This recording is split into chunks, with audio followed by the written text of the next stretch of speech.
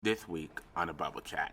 I believe naming a child after someone can serve as a reminder of their values, character, and the connection. I didn't have a problem with the lyrics. It's freedom of speech. Everybody keep on saying. It's heartbreaking to hear that Celine Dion has been dealing with such a challenging health condition. And if I was a billionaire, I would still go to Target. I love Target clothes. I mean, some people, run around here driving Rolls Royces. I can't imagine being a child and call for help, call the police for help, and then being shot. Never has anybody in a conservatorship been working. They were working her. She was on tour in Vegas. Okay, you sign off with your crazy self. Well, I gotta be crazy.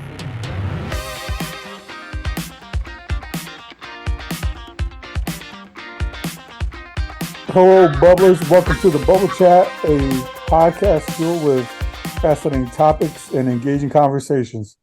Whether you're a longtime listener or new to the bubble, we're thrilled to have you here. Make sure you subscribe to us wherever you get your podcasts. Today, as we embrace the vibrant celebration of Pride Month, we're spreading love, acceptance, and diversity. And if you're tuning in on YouTube, you might have noticed our vibrant rainbow attire. Yes, we Let's are. pop some bubbles and get the show started. Yes, we How's are. everybody doing today? We are. How's everybody doing? Everybody all right? We're doing good. We're doing good. All right. Yeah, we are representing the flag today. Beautiful. Yeah, Mom, Annie's got her red on. Mom's got her orange, yellow, and green, and the little butterfly glasses. She didn't have that much clothes, so she improvised. I got on my blue and purple, and Uncle Ruben's got his pink on. So yeah, we're just one big rainbow today. I love it. Me too. So with that being said, let's get right into it. So our first story today brings us a heartwarming story. Cody Walker, the brother of the late actor Paul Walker, has named his boy after him. According to an article from E! Online, Cody and his wife welcomed their son into the world and chose to honor Paul's memory. As many of you are aware, on November 30th, 2013, Paul Walker sadly lost his life in a tragic car accident. He gained immense popularity and recognition through his memorable roles in the Fast and Furious film franchise. The brother of the late actor and his wife Felicia have named their child to be Paul Barrett Bear Walker, who was born on April 30th of this year. Guys, to say that this is excuse me. This November will mark 10 years since we lost my brother, and I just felt now this was the appropriate time in accordance with Cody. To say this is a beautiful way to tribute to Paul is an understatement, especially as we approach the 10-year mark of his passing. I can only imagine the emotional meaning behind naming their child after him. I'm curious to hear your thoughts on this, Bubblers. How do you feel about naming a child after a family member or someone special? I'll start with you, Anise. I think it's really thoughtful. My daughter's name is actually, she's named after my deceased grandmother. And she has my mother's middle name. And then my mother's gone now. She's transitioned. So her great-granddaughter, her great-granddaughter has her middle name, her first name as her middle name. So, I love it when people continually use pass on names of their loved ones, whether they've transitioned or whether they're still alive. I think it's quite nice. I believe naming a child after someone can serve as a reminder of their values, character, and the connection between generations. It's also a way to pass down a legacy. It can add an extra layer of. Oh, go ahead. No, you're right. It can't add an extra layer. I just want to interject. I have this one friend, and her dad was named, I believe, Albert Lewis, and her mother actually almost named her Albertina Louisa, but that didn't happen. Oh, praise God. Okay. Personally, I think it can be a wonderful tribute and a way to honor someone who has had a significant impact on your life, and it keeps the memory alive and creates a strong bond. So, yeah, that's my 2 cents on it. Uncle River, what are your thoughts?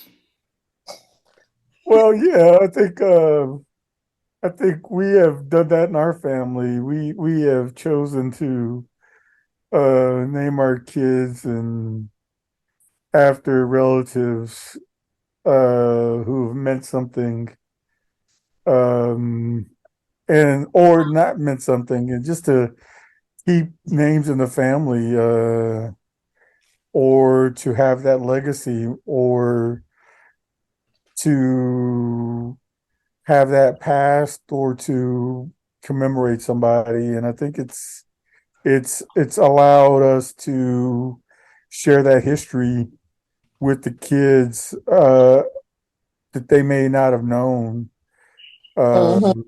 because my kids were born after most of their grandparents have died, but um, they get to, or my grandparents have died, their great grandparents, but we can talk about who their grandparents were, my grandparents were to them. So I think it's important to share that legacy. So yeah, good on him to do that, to share that bond. And I was named after my uncle, so uh, so there. I would like to interject that one of our kids' middle name, she's actually named after her racist um, great grandmother, and Yes. I did that because you know I wanted to respect Ruben's father because he did love his mother, but it's also a little bit of being petty, like we named the black grandchild after you. I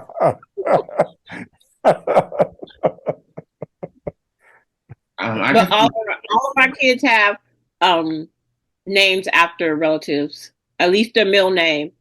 Um, my baby girl, well, my oldest girl and my baby girl, their names are after great great grandmother and grandmother, and then great father, and then great grandmother, and then actually uh, great great grandmother. So yeah, we really pass on the names.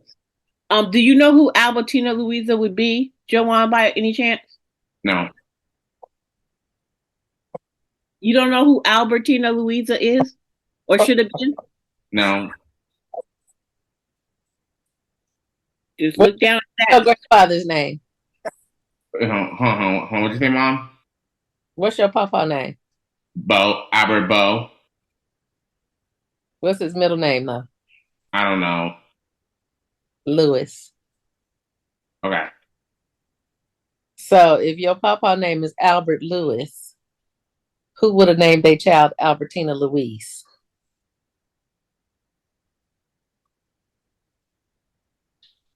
Um. Granny. That would have been my name. Oh. That's why I was laughing so much, Joanne. The way I was in my eyes. Oh, never mind. Anyway, if I had, if I Okay. could still have babies, I would name my child after Ladybug, my cousin. That would be special. I would name my baby Myra Rovan, Ladybug. Maybe I Candy and I can practice tonight, and maybe a miracle will happen. Oh Yeah, shit. I hope not. Shit. We too old for that shit. I keep it. You just carry it and see and bring it to me. Oh, a miracle. That would be a miracle. Well, they do happen. Miracle. A miracle. Because them tubes are tied, and I think she's gone through menopause like Why you twice. got around my business? Wait, did y'all hear about the little baby that was born with a holding an IUD? The baby came out with her mama's IUD in her hand. Do they have a picture of it? That was gangster. I don't know if I believe that. I don't either. They showed I a think picture. I heard that. I think It was that's a picture. that was all a conspiracy theory. I think You could be pregnant with an IUD. That's true. you can be pregnant with a lot of things. So, And that's right. Cause honey, never mind. Anyway. Oh, you about to say something? You wasn't supposed to, huh? Any thoughts before we move on, Mom? No. I think it's time for Flage to be talked about. All right, let's talk about Flage. Flage Johnson apologizes. Unprofessional. Who? You. The nerve. Flage Johnson. Everybody else unprofessional. Look, here she go chewing her foot. You so professional. I know. I'm always unprofessional. Well, I'm always eating on this podcast. I need my snack. Baby, last week I was digging in my teeth with my toothpick. I said, "Oh, I hope ain't nobody paying attention." Okay. Flage Johnson apologized for 9/11 rap lyrics. Our next topic shines a light on Flage Johnson, a prominent LSU women's basketball star. According to the article from TMZ, Flage recently apologized for rap lyrics she wrote that represented the 9/11 attacks from September 11, 2001. Did she? However, once Flage became aware of the backlash and sensitivity surrounding her lyrics, she decided to change them out of respect for the sensitivity of the subject. We will not be quoting the lyrics here. Flage clearly stated that she did not intend to disrespect or offend anyone. It's important that she addressed the issues and took responsibilities for her words. Bubblers. What are your thoughts on Flage's response? Do you believe her apology is sincere? Share your thoughts and perspectives with us. I think it is, honestly, because I believe for Flage, it shows that she took the feedback seriously and acknowledged the potential harms her words could cause, of course, as artists. They hold a platform and their words have a significant impact, you know. While they have the freedom to express themselves, they need to be mindful of the potential consequences of their choices. Like adding lyrics or words that may unintentionally offend can lead to backlash, and it's important for artists to defend themselves and take, depending on the situation, and take ownership of their actions. And it reminds me of the situation where last year Lizzo and Beyonce had to change lyrics for their songs in response of the criticism because of a slur that was added on the lyrics. I'm not going to say that word out of respect, but yeah, I do believe her apology is good. Annie, what are your thoughts? She said what she said. She apologized. I believe her apology. I didn't have a problem with the lyrics. It's freedom of speech, where everybody keep on saying. But then again, we boycotting Target because of rainbows and colorful clothes for kids. So it just don't make no sense to me. I mean, people don't care about Trump or DeSantis and all these other people saying this crazy stuff. And but somebody said something artistically, and now they're all offended. I'm sure there's a whole lot of people in Afghanistan and Ukraine and all around the world who are suffering, Sudan, who are suffering, and let me get off. I'm about to digress. I believe her apology. Swiper, no swiping. Okay. Mom, what do you think? Of course, yes. I agree with Eve.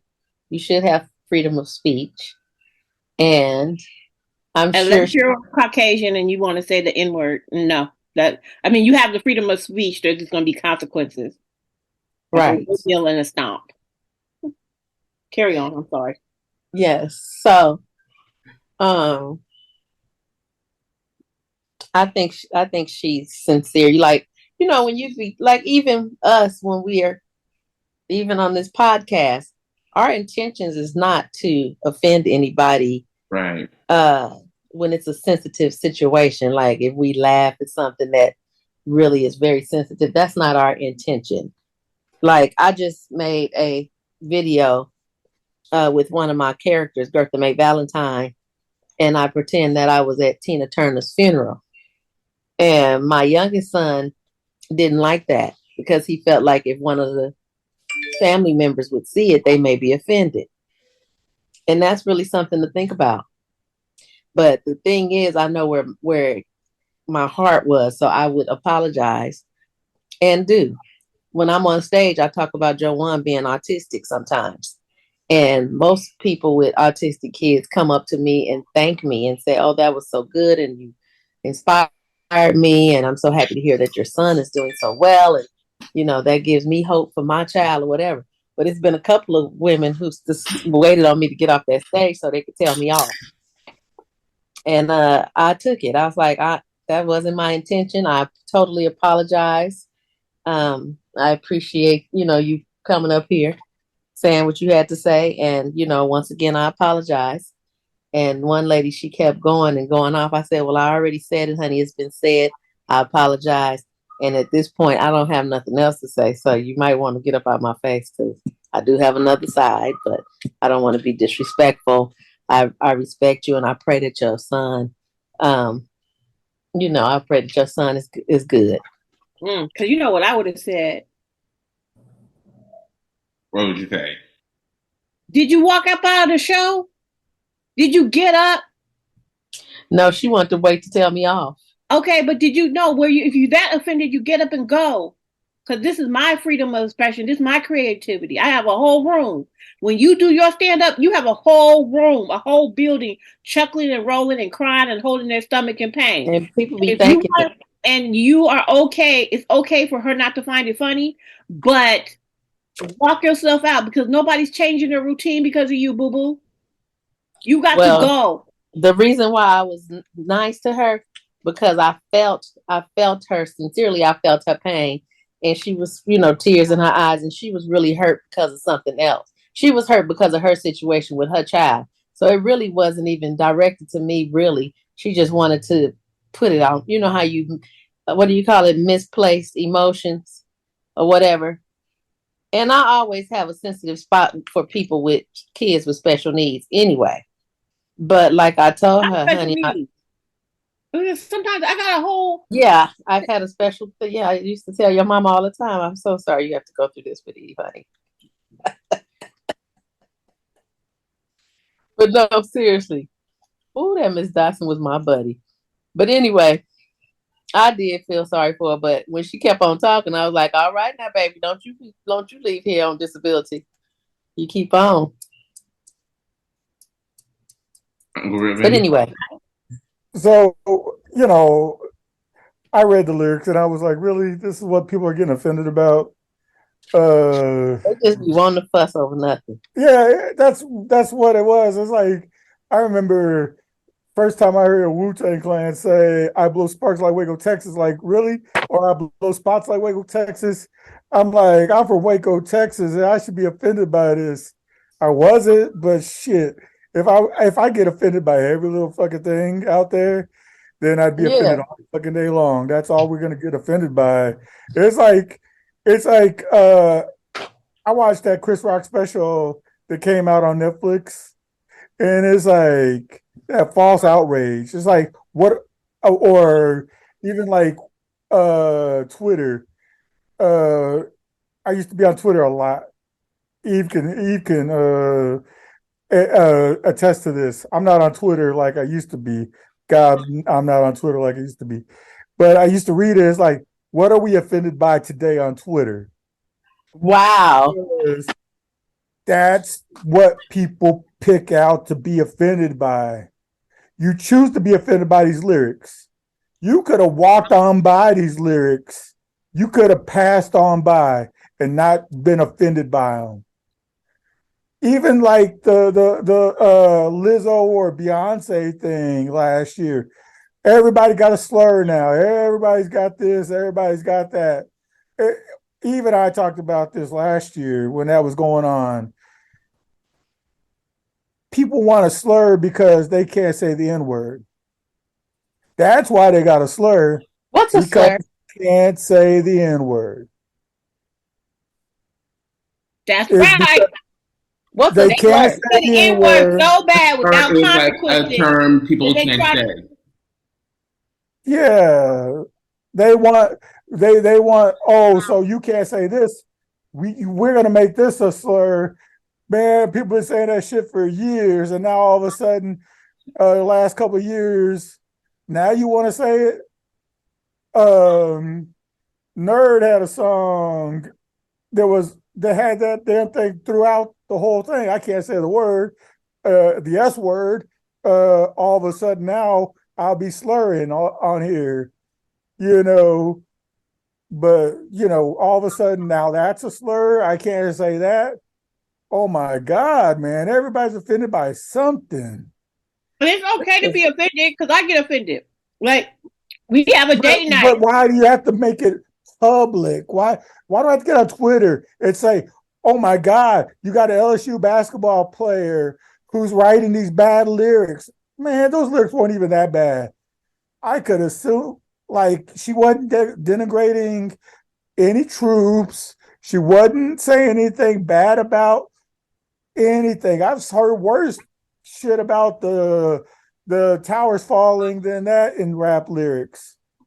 Oh my God, people just need to get over themselves and be offended by something else. Be offended by people getting killed by cops and shit. Be offended by their neighbors shooting fucking kids that drive into their parking lot, driveways. Be offended by that shit. Amen. That's what they need to be offended by. That's what they need to be mad about. Instead of fucking a little 18-year-old girl who lost her father when she was a little girl, who made something about herself to make it to college to play basketball, who's got a scholarship to play basketball, who made something out of herself, and y'all want to make it into something like this? Come on now. Get over yourselves. People just need to get a life. That's all I gotta say. And it's okay to be offended by whatever you're offended by, but just you need to be. Some people need to be honest with themselves. Like I was just about to tell. We just got over. We just finished celebrating AAP. I month, right? API. Well, yeah. I said AAPI. What did I say? Oh, You kind of faded out. Oh, never mind. So, but we just got finished celebrating it. Now, I consider myself an ally, right? mm-hmm. And me and your uncle, we're gonna celebrate our anniversary next Monday by going out to dinner. And there's a restaurant, and they have a special event, and so they have a guest chef every Monday. I don't want to get too much information because I don't want people looking up stuff. But anyhow, there's a chef, and he's been derogatory. He has an Asian restaurant. He's not Asian, but he has an Asian restaurant. He specializes in Asian cuisine, and he's been disrespectful to other Asian chefs and people in the Asian community. Oh. Well, I really wanted to go, but when I went to research him because I wanted to see what type of ramen it was going to be, and a little bit more about the chef, and when I read this article, dating back a few years, right? Guess who's not going? You. We aren't. We not, because I can't support that. Now I'm not gonna put it on IG, and I'm not gonna tweet it. I'm not gonna do any of that. But I'm just gonna, hopefully one of the people he disrespected, we can end up in one of their restaurants. How about that? And they can get our coins. Boom. Well, I want to say this really quick. Ruben had mentioned Chris Rock's special, which I watched. And when he did do the joke about the abortion, I didn't think it was funny. Oh, I didn't watch all of it because I Okay. thought it was boring. I didn't think it was funny. Yeah, me either. I didn't. That one didn't move me. I seen him at the Paramount, and he murdered that night. It was incredible. I wish they could have taped his when he came to Paramount Oakland. Disaster, just hilarious, very brilliant. But I think he thought a little too hard and studied. They showed how he was studying. I just think he overstudied it. But anyway, he had mentioned something about abortion, and it's never too late for abortion, pretty much. But then he said in so many words, like you can kill your younger child. And I thought it would have been more tasteful had he said, my mama told me the other day she was going to kill me. So it's an older person. But the way he did it, it was just like made me uncomfortable a little bit. Yeah. He should have used an older person saying, my mama said it ain't never too late for abortion. She tried to kill me yesterday.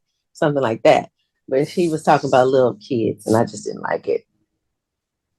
Yeah, I didn't find him funny. I didn't find the special funny. I think he's funny in sometimes. Oh, yeah, but I he didn't was find him funny on that special.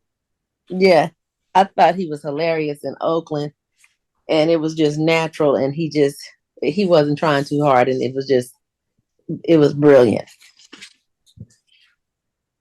Yeah. Well, moving on, babe. It's your turn to talk about Celine Dion. Yes, Linda Dion. Mm-hmm. Our next topic is a bit of sad news regarding a celebrity icon, Celine Dion. Celine Dion has recently announced the cancellation of her tour due to health issues. This comes after initial postponements due to the lockdown and then again due to her health. It has now been confirmed that she wouldn't be ready for her tour this February due to her stiff person syndrome diagnosis. It's been a challenging journey for Celine Dion and her fans. First, the lockdown caused the tour to be postponed when the COVID hit, and now her health issues have led to its cancellation. It's disappointing, but her well-being should always be the priority and come first. According to CNN, Miss Dion postponed several shows in December after she announced she had been diagnosed with stiff person syndrome. The condition, she explained, doesn't allow her to sing the way that she's used to. Stiff person syndrome is rare. It's it affects the nervous system, specifically the brain and spinal cord. As the National Institute of Neurological Disorders and Stroke claimed, let's take a moment to reflect on Miss Dion's resilience and the impact of health issues on artists. Have you ever encountered a similar situation where a performer had to face health challenges and cancel their tour? I had to cancel a show because I was sick, but it wasn't like that. I had to postpone a podcast episode, because I was tired, from all the work that I did at school. Yeah, I just had a really horrible case of diarrhea, and I was afraid to pass gas on stage, so I just canceled. That would have been a different kind of show. It would have been very shitty. It would have been a shitty show. Yeah, I think it's heartbreaking to hear that Celine Dion has been dealing with such a challenging health condition, and it goes to show the strength and determination that she has as an artist. Health issues can unexpectedly arise and have a significant impact on performers, and I believe it's essential for them to prioritize their recovery and well-being, even if it means postponing or canceling tours. It's important to recognize that health challenges can affect anyone, even those who are in the process of performing. It reminds me of Justin Bieber's experience where he had to postpone his world tour multiple times to focus on recovering from Ramsay Hunt syndrome, which resulted in complete paralysis on the right side of his face. According to a post on the tour's official Twitter page, the remaining dates of his tour have been canceled. So health should never be compromised for the sake of entertainment, and I believe we must always value and prioritize their well-being of our favorite artists. So, yeah, that's my 2 cents. Any 2 cents from you guys? Yeah, I hope she just prioritizes her health and gets better. I think people are looking forward to seeing her again and get out there and perform. But if it's gonna if it's gonna compromise her health, and you have her recordings, you have her CDs, you have her MP3s, whatever you have, enjoy those. You can find her performance on YouTube. That's there. So don't sacrifice your health for performing, for the sake of performing, and I'm sure she's got plenty of money to not have to worry about. Yeah, that's a blessing. Yeah, that's the blessing, that she didn't have to. She's not like the common person that has to go out there and be struggling to find a way to make ends meet. So that is the blessing. So hopefully she figures out a way to find a compromise if she can't perform again. If she can't, then you just enjoy what she has provided us in entertainment. So that's all I have. And all the YouTubes in concert. Yeah. He has an incredible body of work, so. And she's one of the greatest voices of all time, so. I wish her well. And that's a lady who's been really tough and has suffered from illnesses and the death of her beloved husband. So she's a real tough lady, so she's in my prayers. Yeah. Mm-hmm.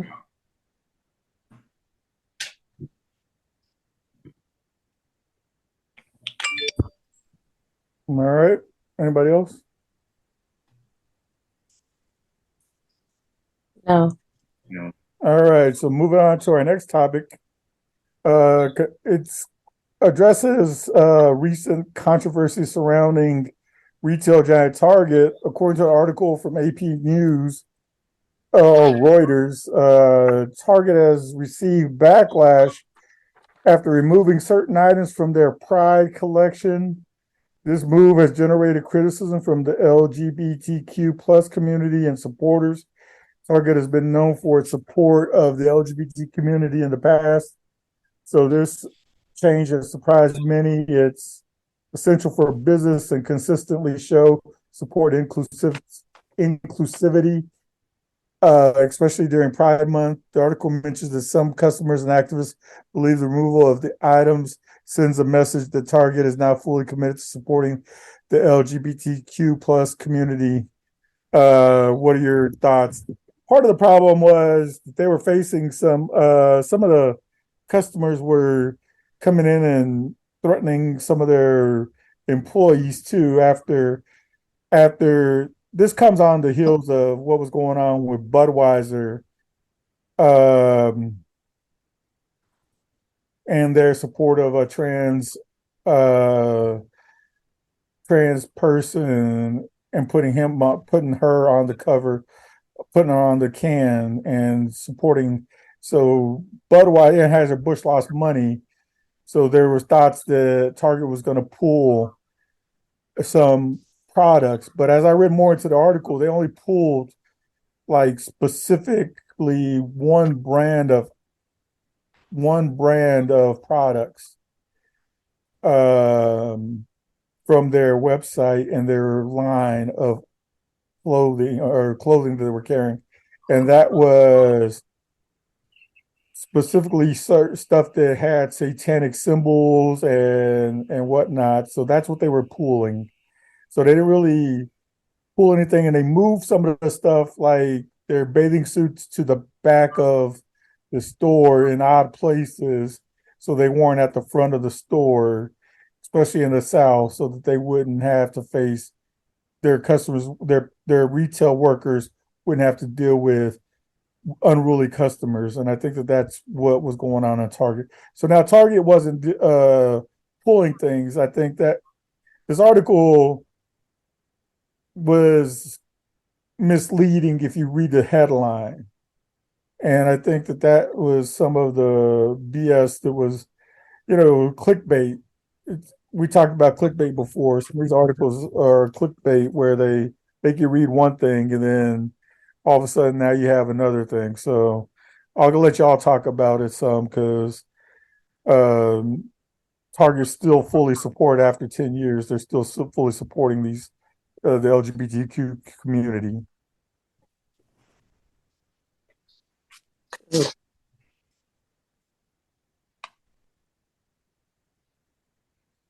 I think, first of all, Target is my favorite store. When I say favorite, if I was a billionaire, I would still go to Target. I love Target clothes. I think what I love about Target's clothes the most is that a size medium is equivalent to an extra large. Their clothes run very big, and I can wear mediums out of Target. That's why I love it so much. And they just coordinate everything. You can go get a cute outfit. People say they're expensive, but they're not as expensive as Nordstrom's and Macy's. And every time I wear Target, and I always like to go get their specialty stuff. I got a Love is Love shirt recently from there. They got the rainbow little van looking shoes. Of course, I got all the Tabitha Brown's clothing out of Target. I got her foods. I just love Target. I love what they stand for. They're my favorite store. That's all I have to say. And Eve? I mean, why are we removing satanic clothing? Last time I looked, this is America. Freedom of religion, freedom of lack of religion, freedom of I don't know what the heck is going on up in heaven. I just don't know.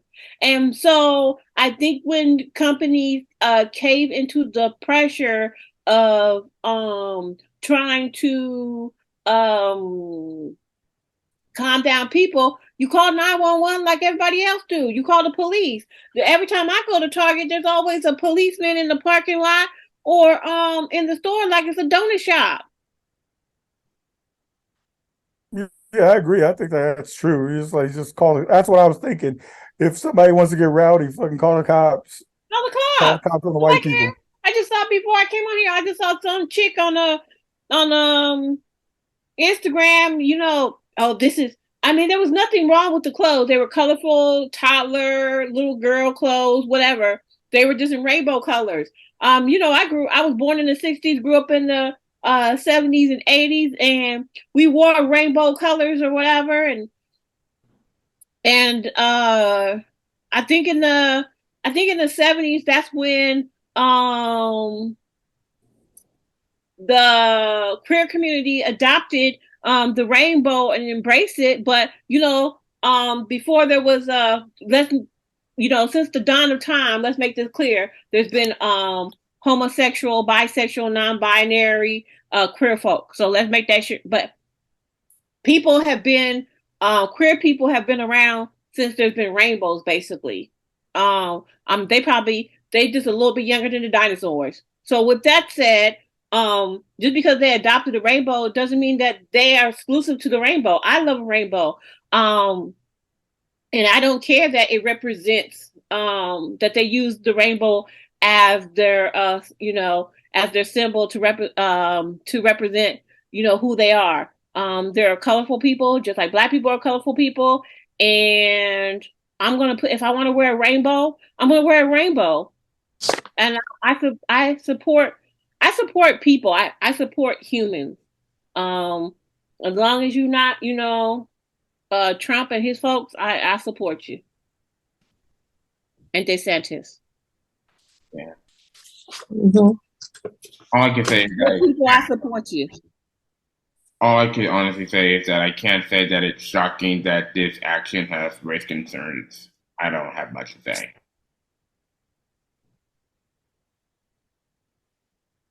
But again, I'm an ally of the queer community. I think they should have the same rights that I have. I don't think they should. I don't think they should be oppressed. I don't think their rights should be limited, and I think they should be able to express themselves. And I don't mean no disrespect. And I know it's probably disrespectful. I don't know all the letters in the LBGQ. I don't know all them letters, but whoever falls underneath that umbrella, whoever considers themselves underneath that umbrella, I am your ally, and I support who you are, and that's it.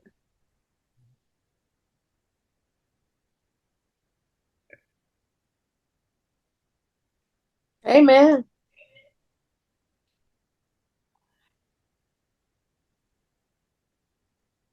Okay, I don't so know. moving I want on. to say that, I want to say one thing. I support the LG. I don't know all the letters either, but I have friends and family members who are homosexual, if I said that right. And I'm very sensitive about it because if somebody crosses them, they'll have to see me. And they're very respectful, loving, and I feel that love is love. Yeah. And as long as you find somebody to love you, baby, honey, do what you do, but don't mess with minds. Don't teach minds, none of that, because I'll hurt somebody. In the words of Lady Gaga, we're born this way. Yes. Yeah, I have. I would like Ruben to tell a quick story. He can tell. Nobody else can tell it. Okay. I just want to say this real quick. I also love and I have been supporting the LGBTQIA plus community since day one, and yeah. Ruben, can you tell the story about when our niece was coming for a visit and what someone said to you at work?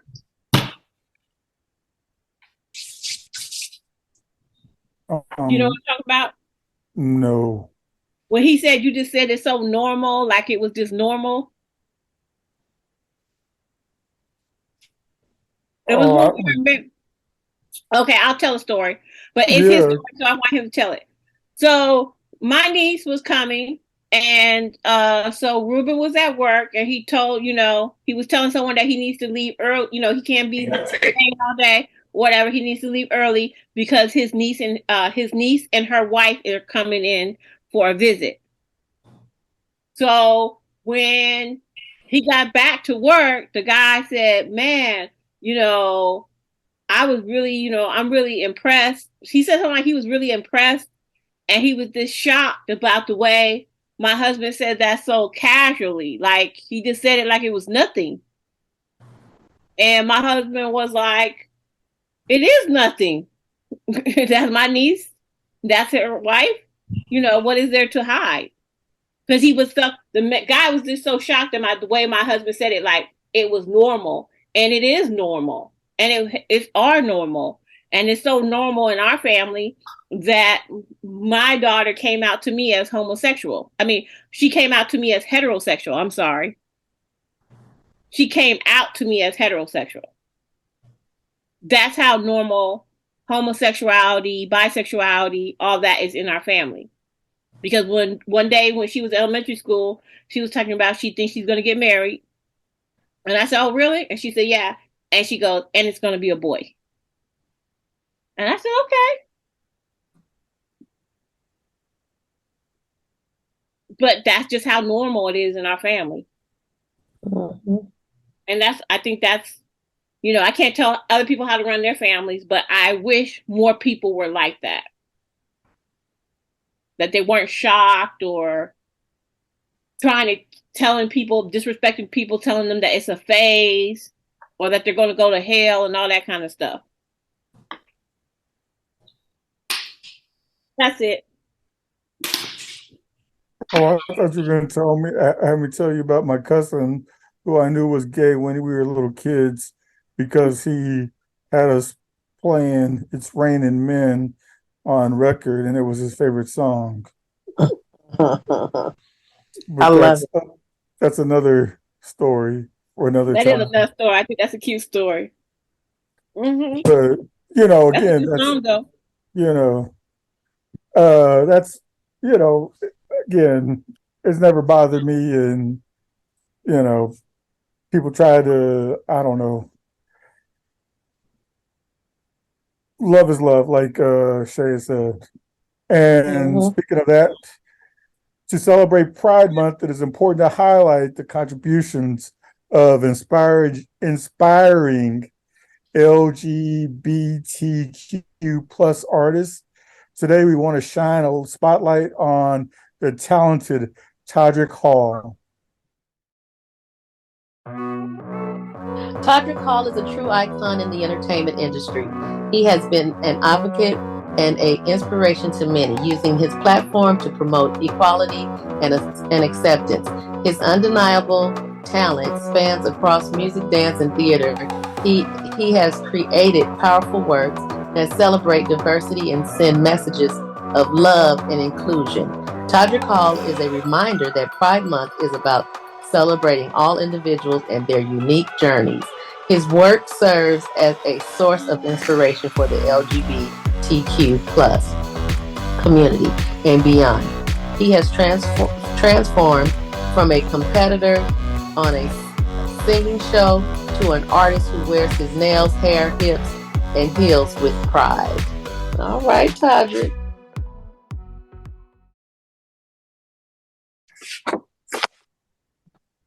Welcome back to the Bubblers. Today we want to shine a light on a talented singer and songwriter, BB Rexa. Recently, BB revealed her diagnosis of polycystic ovary syndrome, or POCS. I hope I said that part right. BB recently appeared on the Jennifer Hudson show where she addressed the negative comments about her social media, and she called for positivity and love, for emphasizing that we never know what someone is going through in life. Her courageous response to the comments highlight the importance of body positivity and self-acceptance. We should support each other through our struggles instead of judging based on appearances. Bubble poppers, what do you think on BB's decision to open up about her struggles? I mean, I think it's cool. I mean, we all have struggles. Everyone has struggles. I mean, some people, run around here driving Rolls Royces, um, Mercedes G wagons, $3 million homes, designer clothes, and we thinking, we see it on Instagram, and we think everybody's life is picture perfect, but that picture perfect is just a little sliver of someone's life. You never know what they're going through. Um, you never know what they're going through, and so they may have a good life, they may have a great life, but it doesn't mean that they don't have struggles. It could be family issues, mental issues, undiagnosed illnesses, diagnosed illnesses. You just never know what people got going on. Right. You just never know. Like right now, I have a good life, but I got this stomach that keep on folding over and not letting me snap my jeans. That's a struggle. Yeah, I think BB's bravery in opening up about her PCOS diagnosis is admirable. It is a common condition that affects many women, yet it's often underdiscussed and misunderstood. And her willingness to share her story could help raise awareness about PCOS and provide support to those who may be facing similar health challenges. Her voice and messages are inspirational, and let's take her example and challenge negative narratives to support one another and embrace body positivity. I remember when I was 16, and her message has always resonated with me, and her BB Rexa's advocacy is a powerful reminder that self-love and acceptance are paramount. We should celebrate our bodies and focus on our inner strengths, talents, and contributions to the world. Uncle Ruben, what are your thoughts? Yeah, I think it's good that personally, I think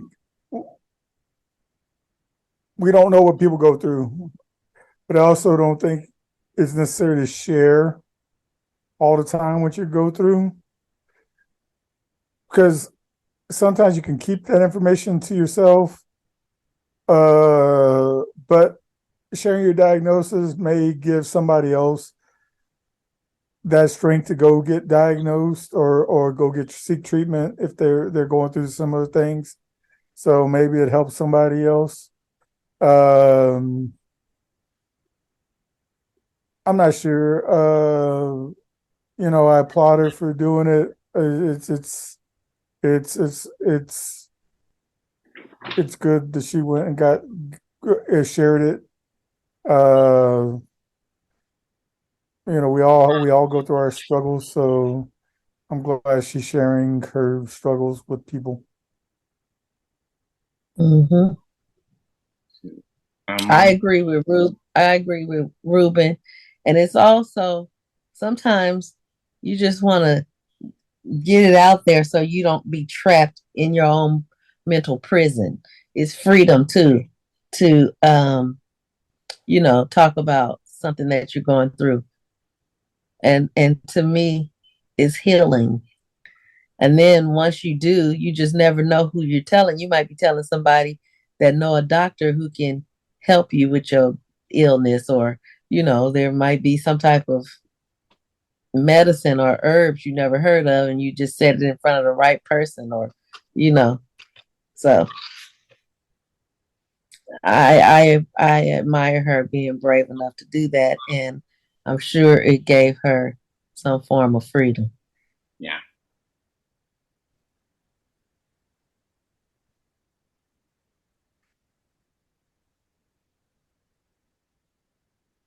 Okay, See, that moving on. bob is bobbing, honey. Huh? That bob is bobbing. I know, swiper, no swiping. Okay. Baby, it's bobbing, honey. Thank you. It's giving bob, honey. I'm gonna flat iron it. There's something's going on with it, but it's okay. I think it's A mother demands answers after 11-year-old son allegedly shot by police. I don't know if you guys have heard about this story in the news, but we want to address a really tragic incident involving an 11-year-old boy. Um, um, um, Adarian, is that how we pronounce it? Adarian Murray, who was allegedly shot by police. According to an article we came across, a mother is now demanding answers and accountability. Spokesman Bailey Martin stated that upon conclusion of the investigation, the finding would be handed over to the Attorney General's office. The Indiana Police Department has not yet made the body cam footage available regarding the incident. Nakayla Murray, the mother of, held a press conference where she shared that she instructed Adarian to contact the police after the father of one of her children arrived at her home in an agitated state at around 4 a.m. in the morning. Following the incident, the 11-year-old was swiftly taken to the University of Mississippi Medical Center in Jackson. Anyhow, he suffered from being shot, a collapsed lung, fractured ribs, and lacerated liver. And I want to explain. She instructed him to call 911. He did call 911 for help. And then when he proceeded to leave the house, I believe under instruction, he was shot. Thankfully, he was discharged from the hospital on Wednesday and is presently in the process of recovery. And we really wish Darian all the healing and good health, and I hope he gets the help he needs, not only physical wise and rehabilitation wise, but also therapy. Because I'm sure that was a very not only is a tragic an unfortunate incident, it's also traumatizing. I can't imagine being a child and call for help, call the police for help, and then being shot. What are you guys' thoughts? What's your thoughts on the situation, Juwan?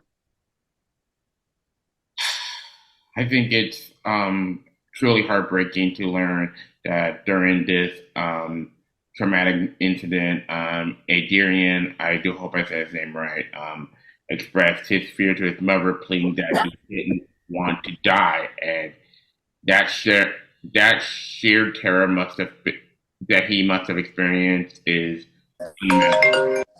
a stark reminder of the deep emotional impact that these incidents can have on individuals involved. I can't even begin to fathom the fear he expressed in those moments. I think it's important for us to reflect on the human, to reflect on the, excuse me, on the human aspects of these situations and the lasting effects they have on the lives of those involved. That's a great point. And I think we need to continue working toward building trust, transparency, and accountability to ensure the safety and well being of all individuals, especially our youth. What are your thoughts, Uncle Ruben?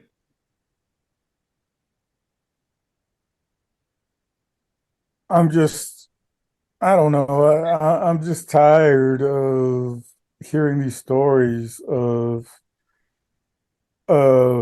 people calling for help and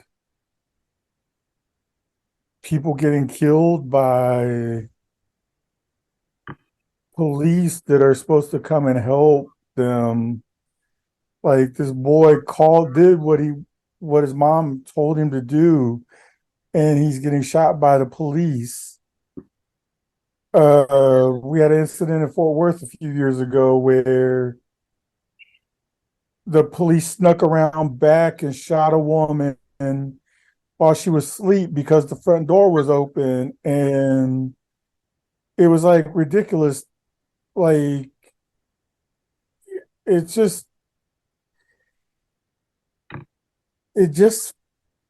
ridiculous, these stories. Like you hear them and it's infuriating just to hear it, just to like, we talk about training, and obviously training's not working because they're still shooting people, but they still don't kill white people. White people shooting up things, and they still come out alive, but a little black kid comes out and gets shot. Like, what kind of sense does that make? It doesn't make any sense to me. Like, where are we at with this? Why are we still talking about the same stuff every week? And it just doesn't make sense to me. And until people are held accountable for their actions, I don't think it'll ever change. Until we have meaningful change, until people want to change, I don't think it'll ever change. It's not going to stop until police are held accountable as individuals. It's not going to change. Once you be able to sue them for their pensions and for their homes, until then, it's not going to change. Once their income is affected and their property is affected, then and only then will it change. And and like he said, there was an incident several years back where a neighbor front door was open and they called the police for a welfare check because they just noticed that the door was open. The woman was in there with her nephew. She was playing video games with her nephew. She heard something in the backyard because the cops had went in her backyard. And when she went down there, because she heard a noise, she had her weapon. She was she was a legal gun owner, I'm sorry. And when she came downstairs to see what was going on, he did not announce himself. He just committed to kill her within seconds. He never announced himself or anything. Mm-hmm. And she's dead. Bless you. And then we also had a police officer enter into a wrong apartment and then shoot the tenant. Yeah, that was heartbreaking. Yeah, That was heartbreaking. she just shot the tenant. She was on the wrong floor. She thought it was her apartment. She opened up the door and then shot him sitting there. Yeah, I want to say this. People would have done more to help out a dog than what they did than what the police officers did to take those innocent lives. And it's just an ongoing situation that's been supposed to stop. And I don't think any of us will ever understand. Mom, what are your thoughts? I hate to think about it because it's depressing, and it's just wrong. It's just dead wrong. And I agree with Eve until they are held accountable, where it takes their livelihoods to ground zero. They feel like they can get away with it. It's like a disease they have. It's like some type of evil hate disease that they are addicted to. And they've seen all these incidents happen. You would think that they would be more careful, but it's because they don't care. It's hate. It's indoctrination. You know, the police were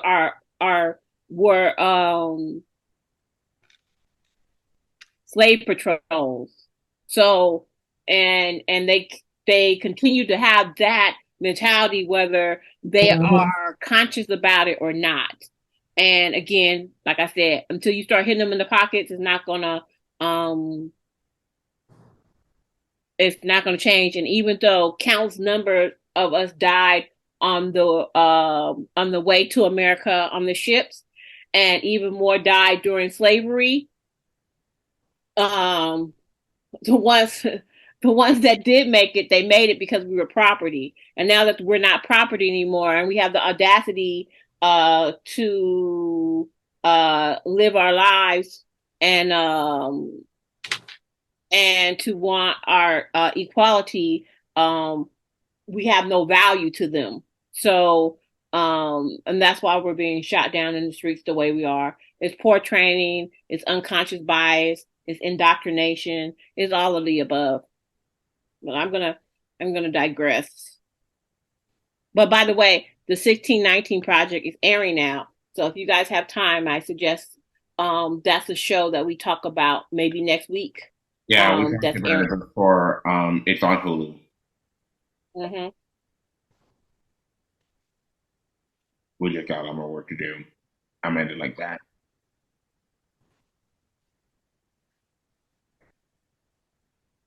Okay. We got to talk about Britney Spears' mom. Okay. All right. Moving on to our next topic, let's talk about the recent reunion between Britney Spears and her estranged mother, Lynn Spears. According to an article from the Los Angeles Times, the two reportedly met over coffee to try to make things right. This is quite a significant development considering the strained relationship they've had in the past. The meeting occurred amidst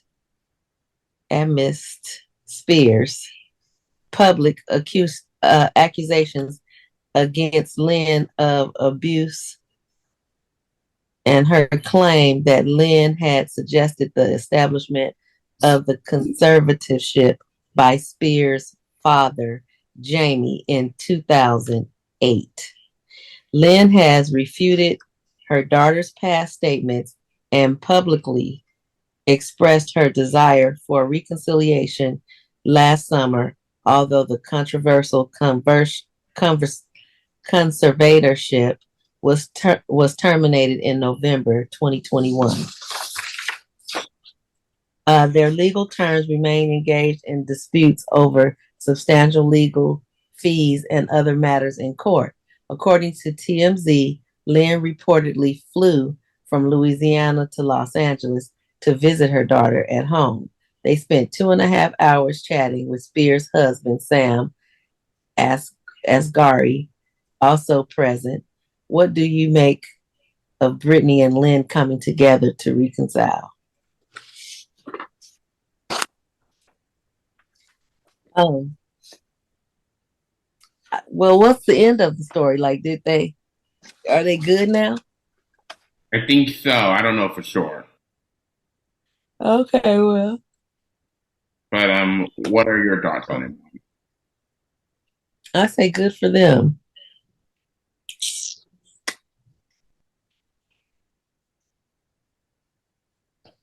Eve?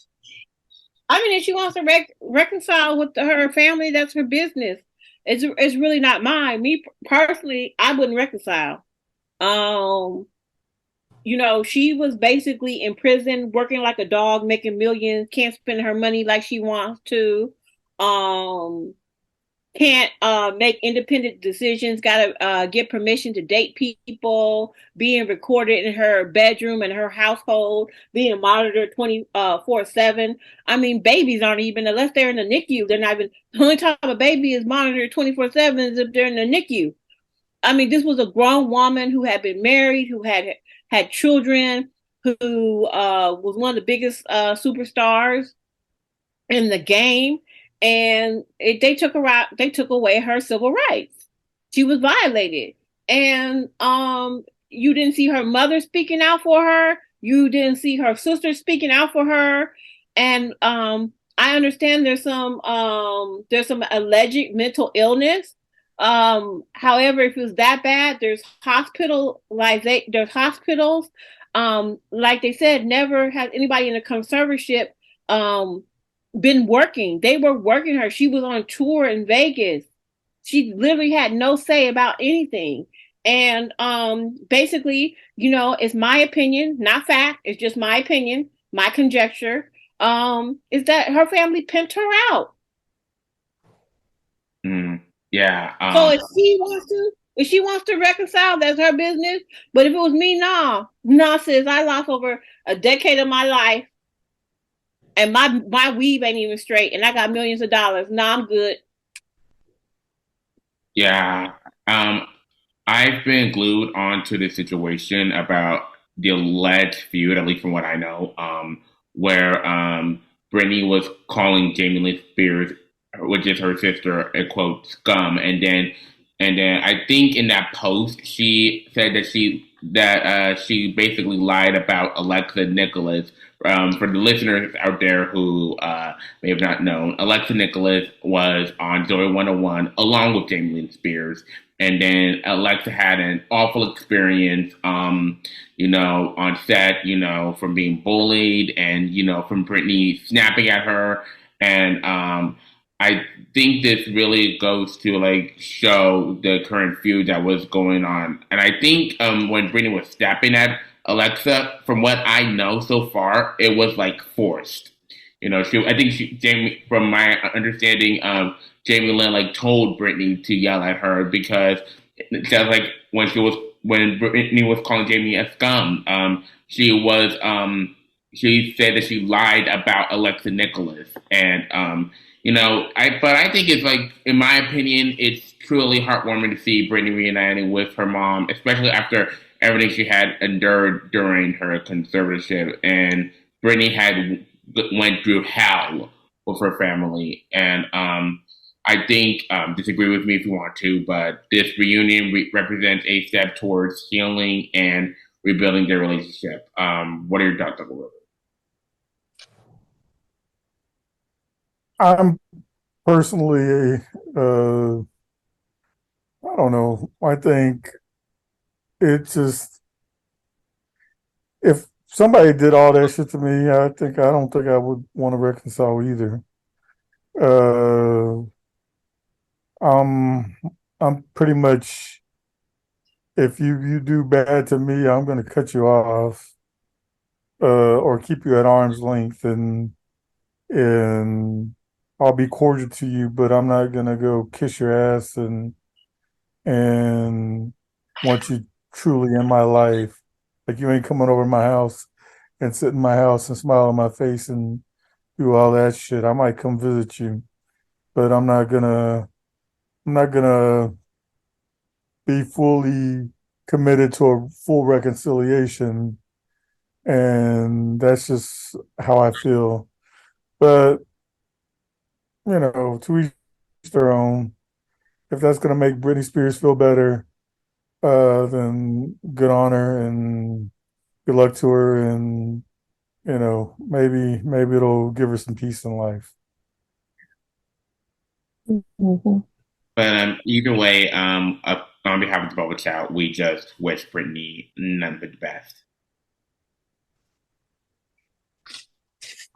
All right, so And we're moving. please, somebody help her with them tapings.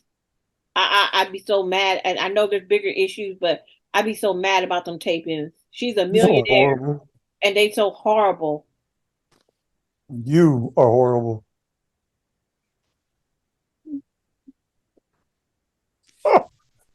At least I'm rooting for her. Yeah, you are. So last topic of the day. Oh, how many Swifties do we have out there? Because, well, I'll keep that to myself. We'll be discussing Taylor Swift and her recent breakup song, because who hasn't heard one of Taylor Swift's many breakup songs? Maybe I could date her and she write a breakup song about me. Who knows? The article Right? found The song on about how she got TMZ her ass beat for sleeping with my man. highlights the rumors surrounding her songwriting, inspired by her past relationships. Taylor Swift has not spoken publicly about her breakup with actor Joe Alwyn in April, but she's now singing about it, or so it seems. The pop star digitally released You're Losing Me on her website last Friday, and her fans went wild, diving into her lyrics, looking for clues about the couple's split. Taylor's fans really honed in on lyrics suggesting Joe rejected the idea of marrying Taylor. Um, if we ain't singing Flage's lyrics, then why are we singing Taylor Swift's lyrics? She sings, "I'm the best thing at this part, and I wouldn't marry me either." A pathological people pleaser who wanted to see her, wanted you to see her. Bubble Poppers, what are your thoughts on the impact of breakup songs in the music industry, and how do they resonate with listeners? And the lore thickens.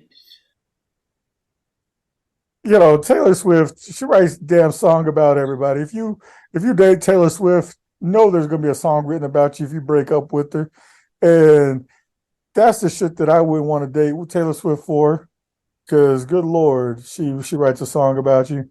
Uh, but breakup songs in general, I think, are what music's about. Get your shit out you get your feelings out in music. You know, Drake has did it a million times on Marvin's Room, and and it helps people cope with many things. It helps people get past their own breakups. It's healing. It's out there. So I'm not a Taylor Swift fan because we are never ever getting back together. But that's neither here nor there. Um, um, but I think breakup songs are just as important as any other type of song out there. Music's healing. Music is processing. It helps people process things. So, you know, not my cup of tea, but I'm sure it's somebody's cup of tea. Well, I know it's somebody's cup of tea because she's selling out arenas all over America right now, and so good on her. for writing another breakup song about another ex. Yeah. Way to stay on brand. Yeah. In most cases, singer-songwriters would basically write a breakup song without mentioning any names, but we all know who they're talking about. Take, for instance, Ariana Grande's breakup anthem, Thank You Next. It not only gives us insight into her love journey, but also reflects on her past breakups. And I think it's fascinating of how these songs become a part of their personal connection narrative and allow us to connect with their experience. And just to piggyback on Uncle Ruben's point about healing, like it basically learned that you should be loving yourself whenever a breakup happens, you know. And I just think that's the one thing that a couple of things that I love about breakup songs. And Eva, Mom, what are your thoughts? I think that, like Ruben said, music is healing and people want to hear it, and that's the business she's in, and she's selling out arenas. So she might not even like what she's doing, but she knows she got to do it because that's how you get sell out arenas, and that's how you make the money. You give the people what they want. And a lot of people in this world, especially these day and times, break up every other day. It's so many breakups, relationships don't stick like they used to. So yeah, she, you know, if you go to a hot city and sell popsicles, you win it. So you just got to give the people what they want. Yeah. And Eve? I mean, I'm not gonna hate on her. I'm not a Swiftie, but I do think she's extremely talented. And she's better than me. Cause let me tell you, I used to be an idiot. I break up. Even if I broke up with them, I used to be an idiot. I used to be like in my bed, eating chocolate, eating chips, calling your mama, talking about I broke up with him, but and crying and because he wasn't no good or whatever. He picked my pockets, whatever it was at the time. But I mean, you got to give her the award. She's like one of the baddest. She's one of the baddest chicks in the game. She be chopping down the cherry cheese. She be having notches in her bedpost. Break up with the dude. Write a song and make more millions. She's ahead of the game. I mean, she break up and she's making millions off of it. And she's telling the story. She's a great songwriter. She tells a story. And I love it for her. What's Taylor Swift's song? Hey Siri, when is Taylor Swift's birthday?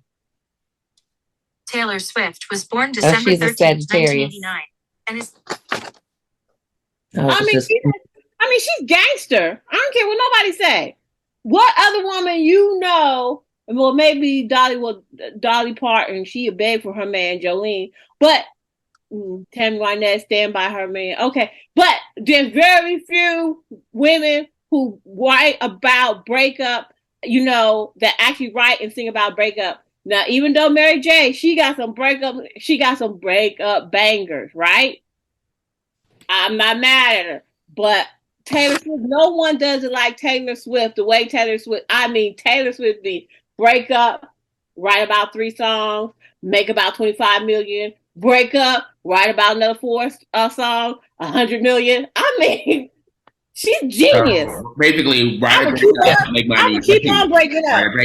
If I was her, I would never. If I was her, I would never get married. I just keep on giving me a boyfriend, break up. I keep on making them stacks. Go Taylor. And on that note, this song, this journey proves that she is never getting back together with any of her exes. She sounds like Ruben. Your uncle's like that. Never ever getting back together. If he break up with you, it's a wrap. It's a wrap. We move it on. So if he break up with me, I have no Thank you. choice. Next. Oh, I have no choice but to snap.